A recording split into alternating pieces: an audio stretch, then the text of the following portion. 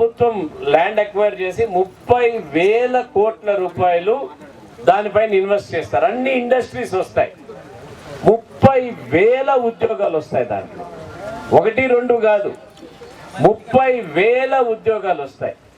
ఈ NIMZ వచ్చిన ప్రాంతం ఎక్కడైతే ఉందో పూర్తిగా తాగునీరు, డ్రైనేజ్ కానీ, ఎలక్ట్రిసిటీ కానీ, లేక హెల్త్ కానీ, హాస్పిటల్ ఉంటే హాస్పిటల్, వెటర్నరీ ఉంటే వెటర్నరీ, పూర్తిగా వాళ్ళే మెయింటైన్ చేస్తారు. వాళ్ళ ఖర్చుతో రైతులకు బెనిఫిషియల్గా ఉండే విధంగా స్కూల్స్ కూడా సక్రమంగా చేసుకొని చేస్తారు. ఇది 10 సంవత్సరాలు అయింది పార్లమెంట్లో పాస్ అయ్యి.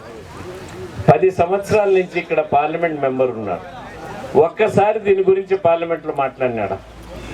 ఒక్కసారి 30,000 ఉద్యోగాలు వచ్చే ఆస్కారం ఉండే కార్యక్రమం మన ప్రాంతంలో వస్తే ఒక్కసారి మాట్లాడినారా? ఒక్కసారి ఆలోచన చేసుకోండి ఏ విధంగా పనిచేస్తున్నారని.